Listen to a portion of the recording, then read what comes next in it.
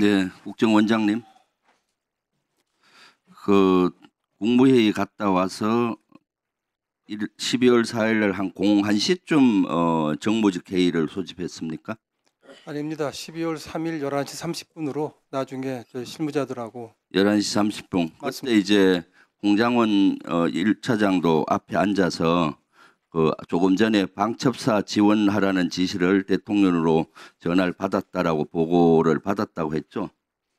정무직 회의에서는 이 얘기를 하지 않았습니다. 그럼 언제 이 사항을 알았습니까? 정무직 회의가 끝나고 네. 제가 이제 나가려고 하는데 다시 본인이 혼자 찾아와서 그때 저한테 대통령 전화를 받았습니다. 아마 제가 원장님이 제가요 원장이 외국에 있는 거로 생각하신 것 같습니다. 라고 얘기를 했고 그다음에 방첩사를 지원하라는 말씀을 했다 이렇게 얘기를 했습니다. 그때가 몇 시쯤이었죠? 정부직 회의 끝나고 바로니까 제가 한 10분쯤 회의를 했다고 저희 실무자들이 기억하니까 뭐 11시 한 50분이나 뭐 45분 50분 네. 그거 아닐 겁니다. 정무직 회의할 때 조금 전에 얘기한 것이 국정원은 뭘 할지 모르니까 비상계엄 때 스터디를 해서 아침에 정무직 회의하자고 지시했다 했죠. 그렇습니다. 다양한 아이디어를 내라는 거 아니겠습니까? 그리고 그 끝나고 홍장원 1차장이 방첩사 지원하라는 대통령 전화를 보고했는데 무슨 지시는 했는지 모르겠다라고 얘기했죠. 말씀드려도 됩니까? 예. 우선 정무직 회의에서의 얘기는 그 당시 어느 한 정무직은 저한테 그거는 법령과 매뉴얼을 찾아봐야 될 것 같다. 아니 저 묻는 답변 그래서 제가 아이디어를 내자는 게 아니라 하게 되어 있는 해가 그러니까 하게 돼 있는 일이 뭐냐 뭐 그런 거 아니겠어요? 그리고 또 스터디 하라고 그다음에 묻는 것만 답하세요. 그다음 방첩사를 지원하라고 했는데 조금 전에 무슨 지시인지는 몰랐다 하는데 이것은 말이 안 되죠. 대통령 지시가 방첩사 지시한 건데 뭐인지 확인을 안 했단 말이에요.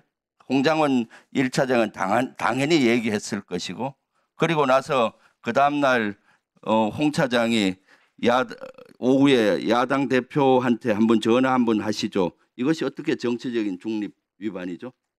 전화하라는 아이디어를 내는 것이. 저는 그런 민감한 상황에서 한 번도 연락을 하지 않던 야당 대표에게 국정원장이 전화를 하는 것은 정치 개입이라고 생각을 했습니다. 그렇게 판단했습니다. 그러면 그 국정원장은 저한테 전화하고 저하고 개인적으로 만나면은 정치적 중립 위반한 거 아닙니까? 김병기 의원님 제가 아는 분이니까 연락할 수 있다고 봅니다. 이재명 대표는 저는 한 번도 악수도 해본 적 없는 분입니다. 그것은 말도 안 되는 이유죠. 홍장원 1차장이야말로 실제 이번에 차관 장관급 중에 유일하게 대통령 지시 이거 잘못됐다는 걸 하고 묵살을 함으로써 국정원을 살렸어요. 사실은. 차관급 이상 중에 유일하게 홍장원 1차장만 이것은 너무나 잘못됐다 인식하고 이걸 뭉갠 겁니다. 국정원을 살렸고 조태영 원장을 살렸어요. 만약 그 지시대로 했으면은 여기에 지금은 단순히 제가 봤을 때 부하 수행 정도 걸릴 텐데 만약에 그 홍 차장이 했으면 어떻게 되겠어요?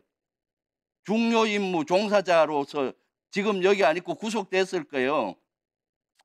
그런데도 말도 안 되는 뭐 전화하라는 아이디어 낸 걸 가지고 정치적인 중립 위반으로 사표를 써라? 이거 월권행위 아니에요? 제가 직무 범위 내에서 한 일이고 직무 범위가 아니죠. 이것은 대통령 용산에 지시고 한 건데. 아닙니다. 홍 차장 나와 보세요. 인사 건의를 했고 대통령이 받아들였습니다.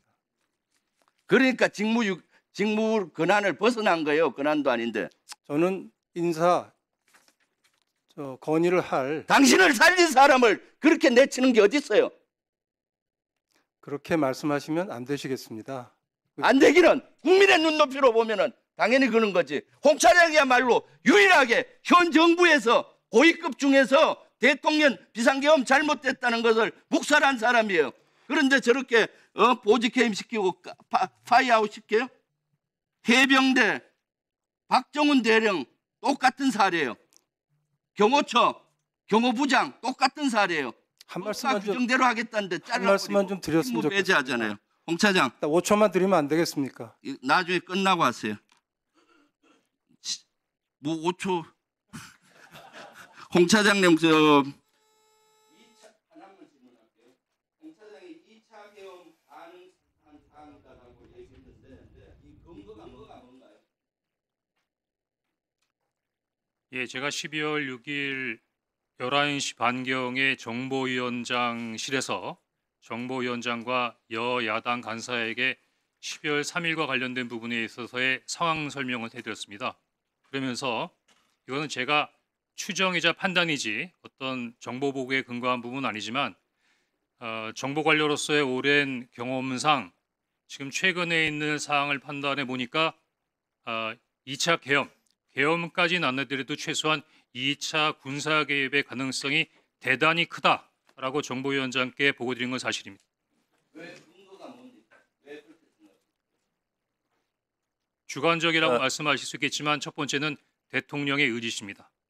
제가 그 비상계엄 이후에 여러 가지 부분에 있어서의 움직임을 볼 때 대통령께서는 비상계엄이 잘못됐다 또는 대통령 국민에게 사과해야 될 부분이다 또 의지를 꺾지 않고 계시다는 부분들이 여러 가지 부분으로 느낄 수 있었습니다.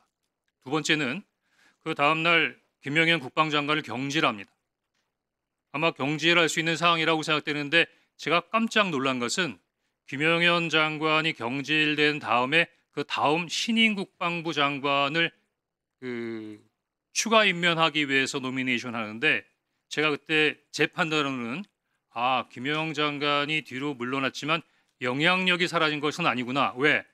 김영현 장관의 추천에 의해서 그 후임 국방장관이 추천됐다고 생각하기 때문입니다. 또 하나는 저는 경질했지 않습니까? 안 하겠다 그랬더니. 그런데 당시 방첩, 특전, 수방 관련된 부분 모든 당시 계엄국의 순회는 멀쩡했습니다. 대통령의 의지를 가지고 있고 장관도 김영현 장관의 영향력 안에 있는 사람인데 계엄 관련된 부분에 군 지휘관들이 모두 다 건재하다고 하면 언제든지 다시 모빌라이즈 할 수 있다고 생각했습니다. 더구나 제가 굉장히 위험하다고 생각했던 부분은 여기 사령관님들도 계시지만 처음에 국회에 진입할 때는 누구의 지시에 의해서 그랬다라고 할 수 있지만 그 상황이 발생하면서 내가 내란죄로 소추당할 수 있는가 하는 부분에 있어서의 위기와 불안감을 느끼고 있는 상황에서 3명의 사령관은 상황에 따라서는 첫 번째와는 달리 훨씬 더 강하게 군사적 개입에 개입할 수 있겠다라는 생각을 했습니다. 또 하나는 제가 나름대로 이 부분의 의견을 몇 분한테 내니까 못 봤어? 국회에서 시민들이 미니까 군인들이 밀려나잖아. 그거는 그렇지 않습니다. 제가 군 출신이라서 그러는데 군사의 무력이라고 하는 것은 더구나 군중이라고 하는 것은 상황에 따라서 크게 변합니다. 더구나 첫 번째 국회에 들어가서 그렇게 실패했는데 두 번째 만약에 군사 개입을 한다면 똑같이 국회에 사람들을 몰려와서 할까요? 아마 제가 보기에는 군인들이 거부할 수 없는 상황을 만드는 계엄으로 갈 수밖에 없는 그런 상황을 만들려고 했겠죠. 저는 그렇게 추정했습니다. 네, 제가 이어서 좀 잠깐 계십시오, 홍 차장님. 홍 차장님은 군 출신이지만 국정원에 얼마나 계셨습니까? 92년부터 근무했으니까 약 30년 근무했습니다. 네, 군 출신이지만은 거의 국정원 직원이나 진배 없네요. 그러면 여인영으로부터 국회의원 체포 명단을 받았죠? 네. 목적 없이 받았다 하시죠? 목적 없이 받은 게 아니라 대통령께서 방첩사를 적극 지원하라고 했으니까 무엇을 도와줘야 되는가를 확인하기 위해서 당일 11시 6분에 방첩사령관한테 무엇을 도와주면 되겠느냐를 물어보려고 전화한 것이었습니다. 본위원에게도 그날 11시 20분 어간에 방첩사로부터 체포 명단 리스트를 제가 받았습니다. 네. 제가 이 체포 명단 리스트를 제가 부를 테니까 확인 한번 해보십시오. 네. 우선 체포조, 체포 대상, 우원식, 이재명, 한동훈.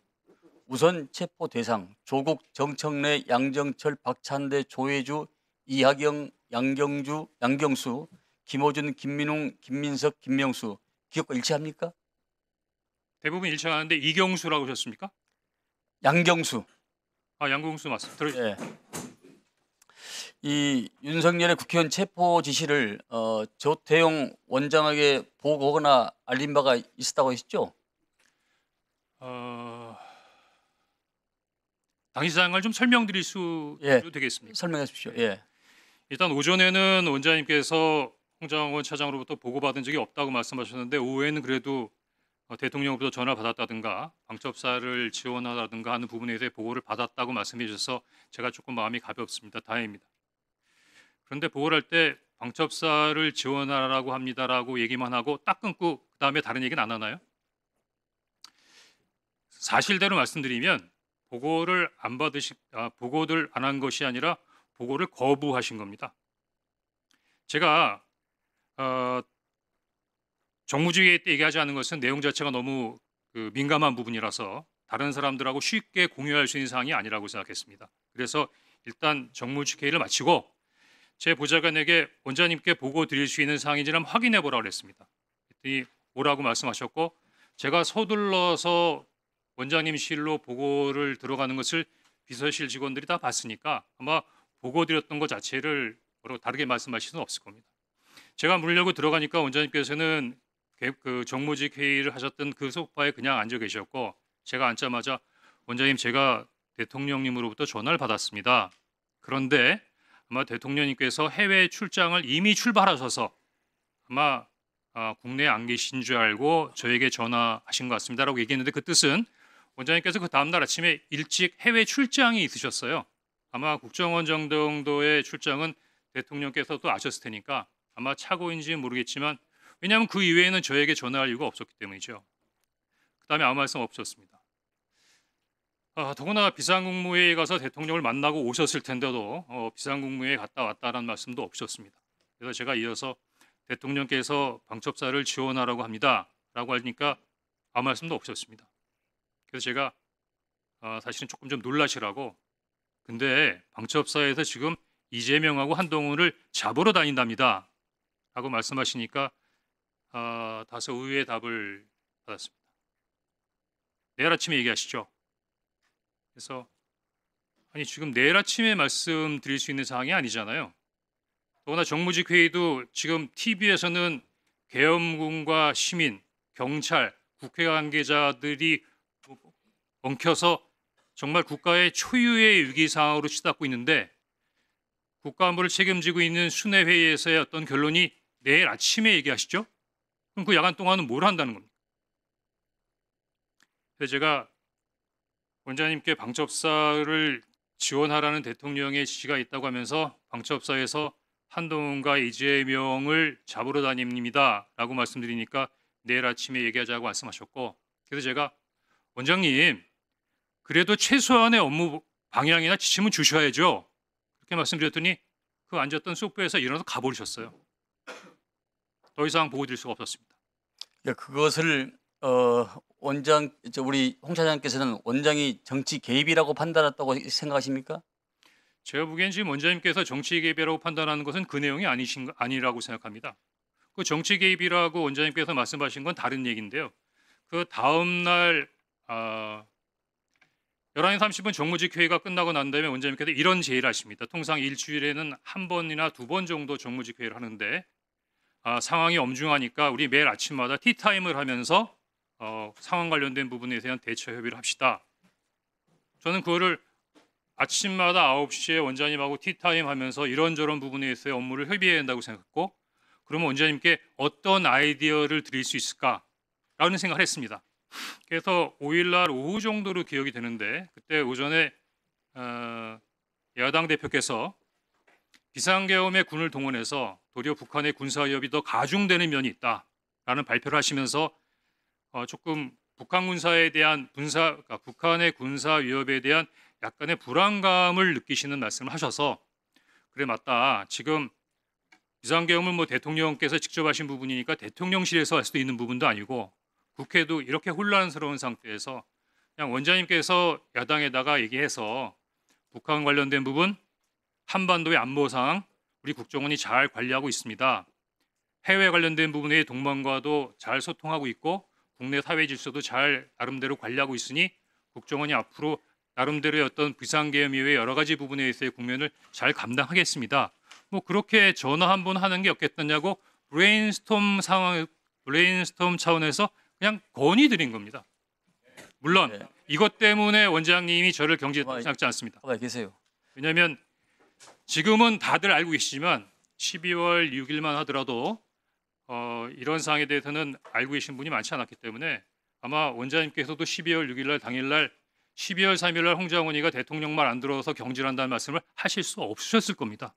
다만 거기에 대한 이유로 그 이야기를 하신 것 같고, 다만 제 입장에서는 대단히 억울하고 문제시되는 게 대부분 잘 자세히 보시지 않으면 잘 모르시겠지만 국정원법 11조에 보면 국정원 직원이 정치 중립을 위반하면 7년의 징역에 처할 수 있도록 되어 있습니다. 그러면 원장님께서 평소와 다르게 11월 6일 12시에 국정원장께서 이례적으로 자청하셔서 기자회견을 한 상태에서 홍장원 차장을 정치 중립 의무의 위반으로 인사경질했다고 하는 부분은 죽으라는 거예요. 사법적으로 매장하겠다는 겁니다. 근데 그게 말씀으로 끝나지 않았습니다. 그 다음 날 네이버를 쳐보면 금방 알 수 있는 시민단체에서 저를 고발했고 12월 8일 그날이 대통령의 탄핵이 기각된 그 다음 날 저는 검찰로부터 시민단체가 고발한 정치중립 의무 위반 혐의로 피의자로 검찰에 출두하라는 통보를 받습니다. 그러면은 이 정도면 국회에 공익제보 보호를 요청해야 되는 상황 아닙니까? 네, 맞습니다. 자, 그러면 우리 홍 차장께서는 경질당한 것이 정치적 보복으로 느끼셨겠네요. 처음에는 두 가지로 나눠서 생각해야 되는데 12월 5일에 얘기할 때만 하더라도 저 대통령 좋아했습니다. 시키는 거 다 하고 싶었습니다. 근데 그 명단을 보니까 그거는 안 되겠더라고요. 예를 들어서 위원장님 집에 가셔서 편안하게 가족들하고 저녁 식사하고 TV 보시는데 방첩사 수사관과 국정원 조사관들이 뛰어들어서 수갑 채워서 벙커에 갖다 넣었다. 대한민국이 그러면 안 되는 거 아닙니까? 그런 게 매일매일 일어나는 나라가 하나 있습니다. 어디? 평양. 그런 일을 매일매일 하는 기관 어디? 북한 보위부. 이상입니다. 그래, 한 가지만 마지막 질문 드리겠습니다. 그 국정원 쪽에서 한동훈 대표한테 체포와 관련하여 이러한 전화를 한 바가 있습니까? 그러니까 저를 물어보시는 겁니까? 국정원을 얘기하시는 겁니까? 그러니까 차장님을 비롯한 국정원 내에서 일단 저는 방금 그 여당 의원님이 말씀하신 것처럼 한동훈이라는 분을 TV 이외에서는 뵌 적이 없고요. 전화 통화한 적 없습니다. 다만 국정원 내에서 어떤 일이 있었던 거에 대한 관련된 사항에 대해서는 특별한 정보 없습니다. 네, 알겠습니다. 들어줬습니다. 위원장님 자, 혹시 부승찬 의원 위원장님 혹시 저도 조금 말씀드릴 기회가 없겠습니까? 이따가 아니 그건 자 의원님들 가만히 있어 봐요. 위원장인 제가 추가 질의를 했잖아요. 그럼 제가 또 추가 질의를 할 테니까 잠깐 기다리시라고. 자, 부승찬 의원 질의하세요. 네.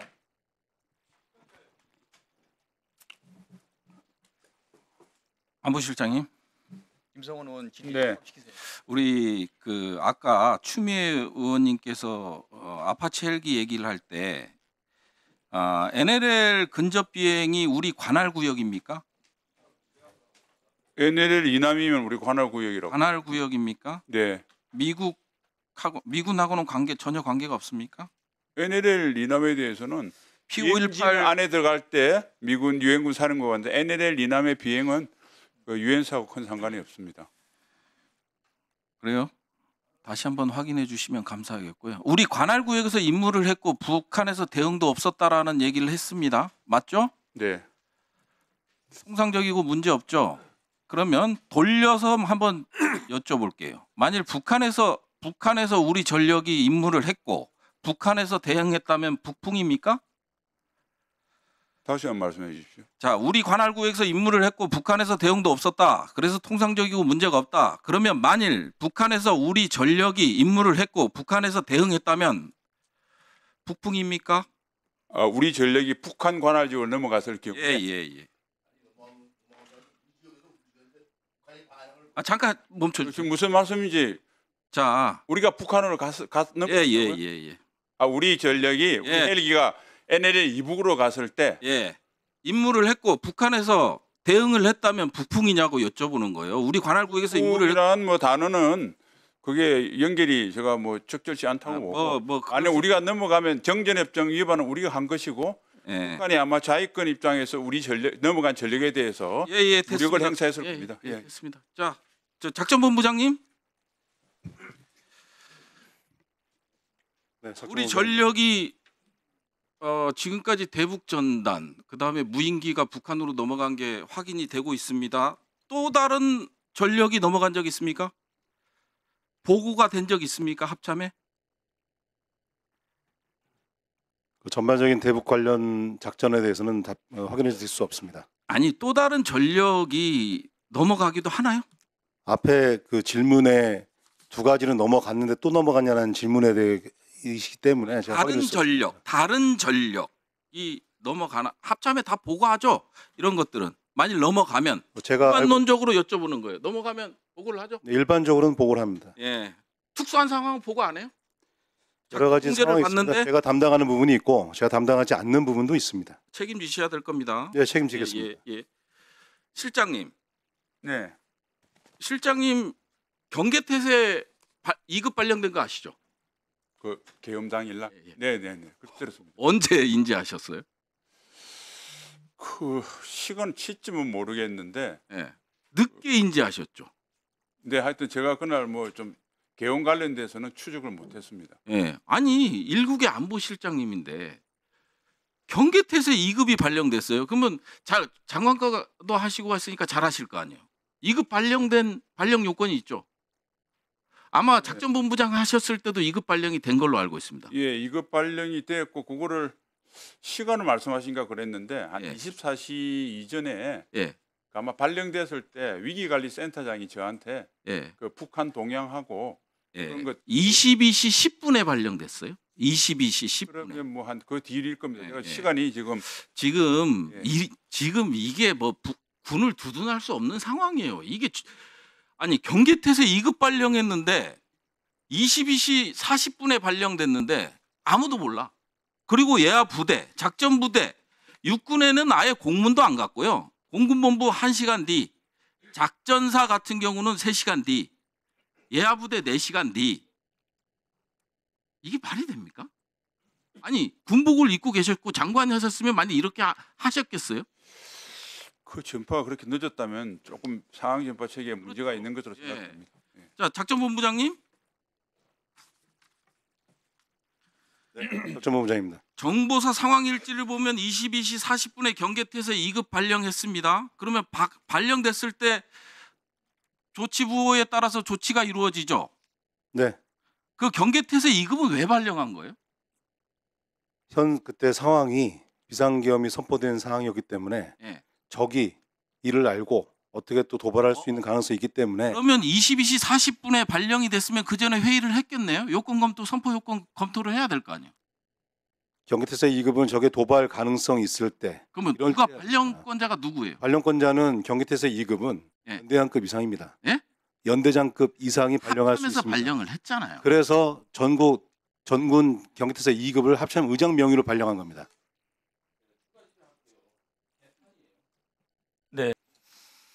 네, 아까 국정조사위원장께서 공수처가 한남동 관저에 대해서 압수수색을 하고 있고 여기에 대해서 승인권자 경호처장에게 검토를 부탁했는데 검토했습니까?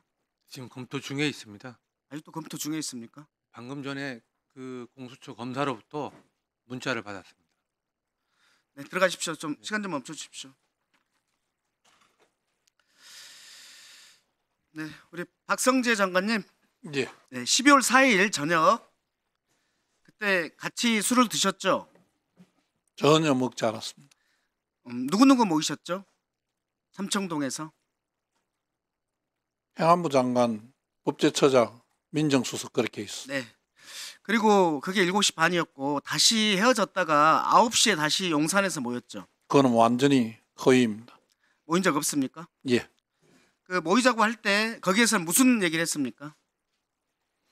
무슨 일이 있었는지를 서로 많이 이야기했습니다. 도대체 뭐 어떤 전부 경위 자체를 누가 모이자고 했습니까? 저는 이상민 장관인데 저녁이나 같이 하자는 연락을 받았습니다. 거기에서 무슨 얘기를 했는지와 관련해서는 계엄과 관련해서 얘기 안 했습니까? 전에 얘기 때는 송년했다고 하시던데. 계엄과 관련된 이야기가 없을 수는 없는데 지금 말씀하신 바와 같이 새로운 계엄을 생각하고 제가 모의하고 그거 묻지 했던 않았습니다. 부분은 전혀 그렇지 않습니다. 계엄을 어떻게 이 상황을 어떻게 대처할 것인가에 대해서 논의했죠. 대처한다요? 다 끝났는데 뭘 대처를 합니까? 사후 수습을 해야 될 거 아닙니까? 무슨 사후 수습을 합니까? 저희들이. 저한테 묻습니까? 아니 그럼 저희들이 그때 사후 뭐 했습니까? 저희들이 사후 수습을 어떻게 모의를 합니까? 예, 김주현 민정수석님 잠깐 수답해 주십시오.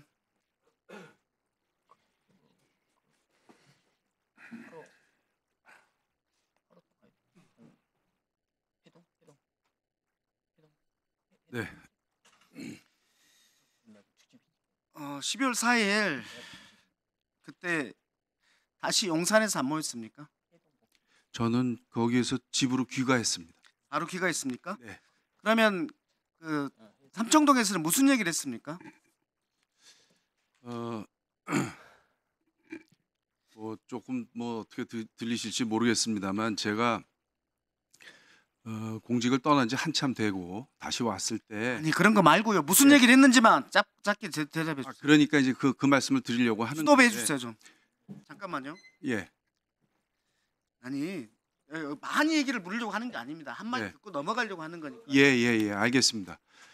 그 뭐 사직도 네, 하고 진행. 계엄은 해제됐고 그래서 모였는데 무슨 일이 있었는지를 사실은 저도 몰랐습니다. 그러니까 서로 간에 그 일에 관해서는 뭐 서로 얘기를 여기 나누고 할 모인 만한 일이 사람들이 없었습니다. 박성재, 이상민, 김주현, 그다음에 이완규 그리고 이제- 모두 다 예. 법조인들입니다. 법조인 분들이 12월 3일 그 이후에 4일 날 새벽에 이러저런 일이 벌어졌잖아요. 그날 저녁에 모였습니다. 이분들이 제가 생각하기에는 이 계엄 이후에 대책회의를 했을 것이라고 생각을 합니다. 근데 그건 안 했습니까? 이 중요한 안 했습니다. 이 중요한 대책이 분들이 뭐가 모였는데 있겠습니까? 예. 거기에 대해서 향후 어떻게 될 것이다 이런 거에 대해서 얘기 안 했습니까? 그 전에 진행 상황을 전혀 모르기 때문에 그렇게 뭐 서로 간에 예, 얘기를 알겠습니다. 나눌 수 있는 형편이 아니었습니다. 네, 알겠습니다. 네. 수도해 주십시오.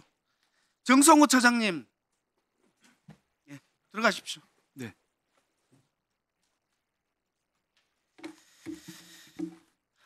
예. 여인영 사령관이 정성호 차장에게 성관이 등에 출입해가지고 전산실 출입을 통제하고 국정원 출입을 통제하고 있으면 국정원과 수사기관이 올 거다 이렇게 얘기를 했습니까? 예, 그렇습니다. 복수의 방첩대 관계자들은 이때 수사기관이 아니라 국정원과 검찰이라고 진술을 했는데 어떻습니까? 그 최초에 그 여인영 사령이 저한테 명령할 때는 저희가 전산실 출입 통제를 명확히 얘기했는데 아니 검찰이라고 했습니까? 안 했습니까? 그래서 수사기관이라고 명령을 하달 할 때 네. 그때 9명이 있었습니다. 그래서 수사기관이 뭐지 하면서 수사기관에 대해서 이 얘기가 막 스쳐 지나갔던 할 때 검찰이라는 용어를 안 썼습니까? 여인영 사령 검찰 얘기 없었습니다. 국정원 또는 수사기관이라고 했습니까? 제가 정확하게 국정원 등 수사기관의 민간 전문 분석팀이 올 거야 해서 민간 전문 분석팀이 군이 아닌 민간 전문이 뭐지 그런 얘기들이 명령하다를 때 오고 갔습니다. 예, 잠깐 네, 됐습니다. 잠깐만요.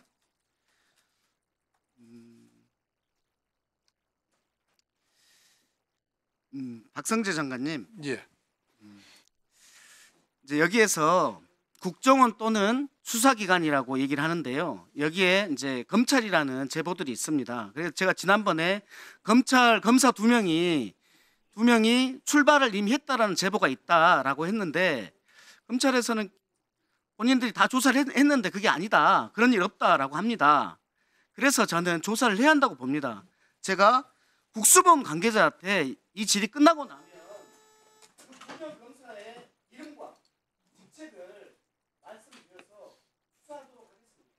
저는 검찰에서 그리고 법무부에서 먼저 이 부분과 관련해서 먼저 밝혔으면 좋겠는데 그러지 않고 있다는 말씀입니다. 저는 그런 내용의 보고를 전혀 받은 적이 없고 그 이후로 확인해 본 바로도 그런 사실이 없다고 보고를 들었습니다. 네. 네. 민홍철 의원님 질의해 주십시오. 예, 방첩사의 정성우 1처장 좀 앞으로 좀 나와주세요. 아까 오전에 그 사령관이 부정선거에 관련해서 보고를 좀 해라 해가지고 보고를 했잖아요. 예, 그렇습니다. 그래서 여러 가지 판례라든지 여러 가지 자료를 정리해서 보고를 했고, 그때 사실 실질적으로는 선관위를 직접 가서 물어보든지 아닙니다. 그렇게 만나서 얘기할 수도 있었는데 왜 이렇게 인터넷 자료나 판례만 했죠? 연영사령관이 그 부정선거 얘기가 도대체 뭐냐, 그거 좀 확인해 달라 했을 때 제가 답변이 저희가 할 수 있는 영역이 아닙니다. 저희가 조사할 수가 없습니다. 그래서 좋아요. 인터넷 그러면은 이것을 보고를 이제 했잖아요. 문건으로 보고했죠. 아까 오전에 그 박선원 의원이 띄우셨는데 그 보고를 하고 나서 사령관은 어떤 피드백을 해줬어요? 뭐라고 했어요? 그 분명히 방첩 사령관이 그 정도로 그 검토를 시켰으면은 상부에 장관이나 대통령께 이제 보고를 하려고 했을 건데 그 부분에 대해서는 일체 그 어떤 말이 없었어요?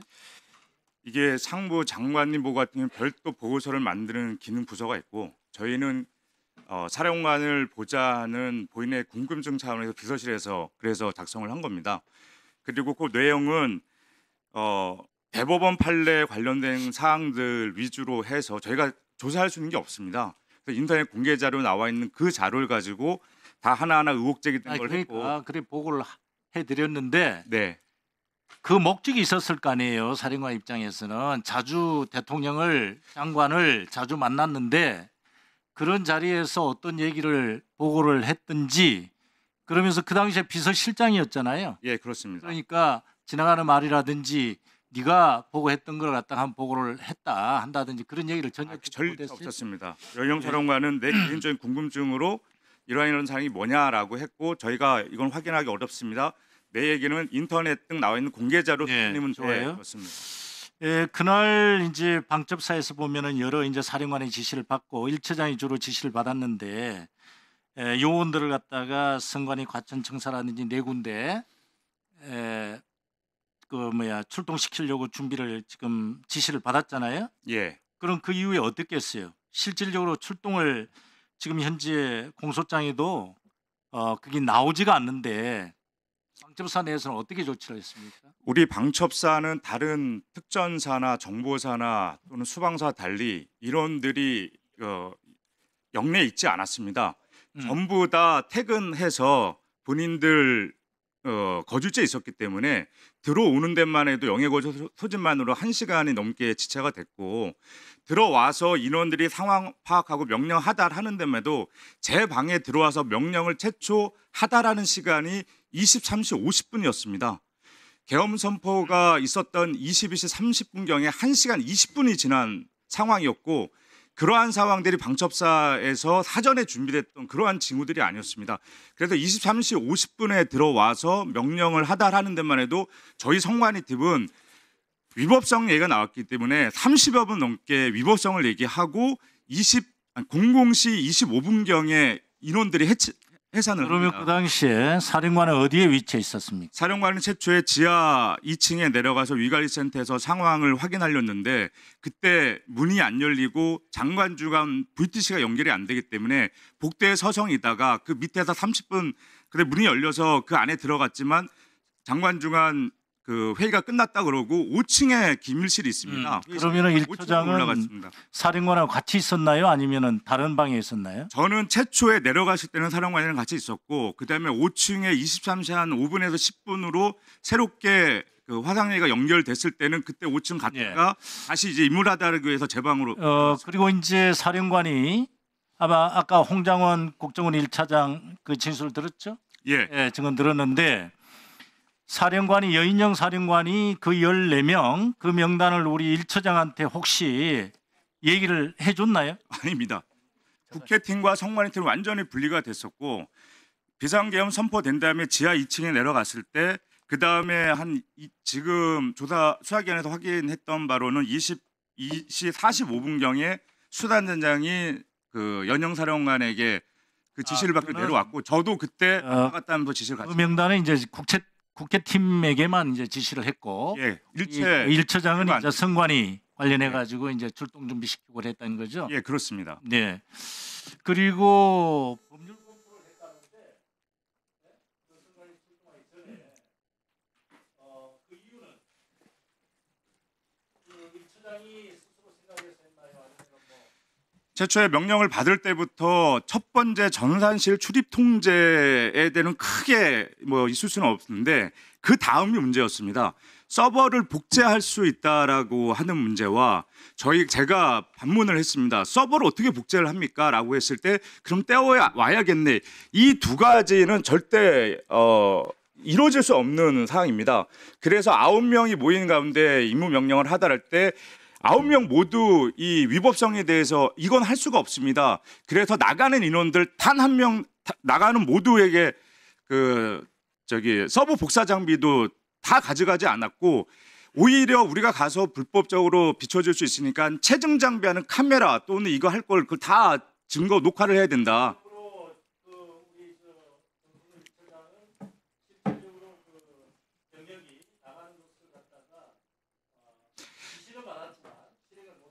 그래서 최초 명령 하달할 때 저의 첫 명령은 진입 금지 명령이었습니다. 출발은 하되 왜 대통령이 비상계엄을 선포하고 장관이 항명죄로 다스린다 그랬고 현재 상황이 성관이 어떤 소요 사태가 있는지 우리가 비상계엄 선포가 되면 항상 위관리 주체에서 어떤 소요 사태라든가 폭동 사태가 있는 겁니다. 그러다 보니까 현장이 어떤 상황이 모르기 때문에 출발은 하는데 절대 일단은 내가 법무실 갔다 와서 최종적으로 법적 문제를 검토한 다음에 명령을 내리겠다. 그래서 진입금지 명령을 내리고 거기 모였던 인원들이 다 위법성을 제기했기 때문에 법무실 가서 최종적으로 다시 한번 검토를 하게 된 겁니다. 그래서 말이죠. 법무 검토를 받아가지고 어떤 조치를 취했습니까? 법무 검토를 하고 바로 비합본 우리 안보본 이게 작전 상황이 때 안보본에다가 절대 들어가지 마라. 그리고 원거리 대기 그다음에 법적 절차를 준수해야 된다 하면서 하나 더 얘기한 게 법무실도 그렇고 모든 서버를 복제하든 아니면 다음날 우리가 범죄 증거 혐의인데 이 사항은 모르는 겁니다. 현장 상황이 범죄 어떤 우리가 간첩이 이제 되는지 그리고 23시 이후의 상황인데 이전 상황이기 때문에 어차피 하려면 전산실 직원이 아침에 출근해야 할 수가 있다. 그래서 아침에 전산실 직원들의 동의하에 하나하나 그 상황들이 우리가 확인한 다음에 해야 된다라는 그러한 사항들을 문자로 발송을 하고 직접 가천 중앙선관위에 다시 한번 전화를 하고 좀 있다가 나머지 4개 팀장들이 다시 한번 전화를 합니다. 들어가지 마라. 현장 대기해라. 그리고 어차피 우리가 임무 수행한 거는 근데 그때 어느 누구 팀도 서버 복제 장비를 챙기지 않았습니다. 명령 하달할 때부터 이행하려는 의지가 없었기 때문에 출발 자체가 저희가 거의 공안식 이후에 이렇게 이루어졌고 근데 저번에 왜 출발했느냐 그 당시는 이게 지금 결과론적으로 말씀드릴 수 있겠지만 그 당시는 어떤 상황인지 몰랐기 때문에 장관의 항명죄라는 그러한 것도 전파가 됐기 때문에 출발하지 못한 거 가지고는 정말 그 당시에는 그런 상황인지는 예측조차도 못했던 상황입니다. 네, 참 군인의 모습이 어떤 모습인가를 알 수 있을 것 같습니다.